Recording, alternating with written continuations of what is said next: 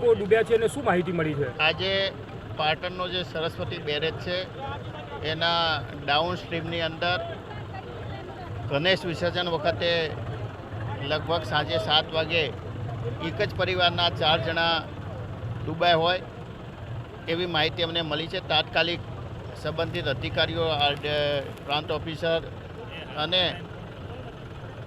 નગરપાલિકાની ટીમ સાથે અમે પહોંચી ગયા છે.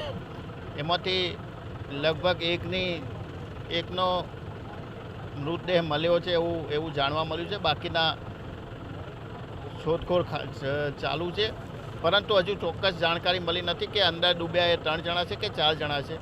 પરંતુ એવી જાણકારી મળી છે કે એક જ પરિવારના 4 જણા, એમાં 2 દીકરા અને એની માતા જે હોય એવું જાણવા મળ્યું.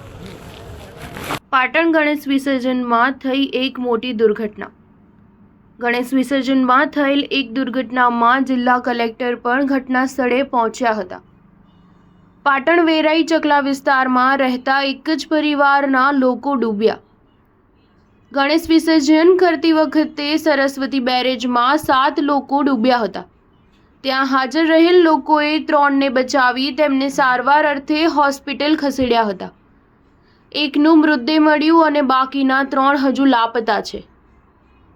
મૃતક વ્યક્તિનું નામ પ્રજાપતિ જીમિત નીતિશકુમાર છે અને લાપતા લોકોના નામ પ્રજાપતિ શીતલબેન નીતિશકુમાર, દક્ષ નીતિશ પ્રજાપતિ અને નયન રમેશભાઈ પ્રજાપતિ છે. ફાયર બ્રિગેડ અને તરવૈયાઓ દ્વારા શોધખોળ હજુ ચાલુ છે. Star news 7 Patan.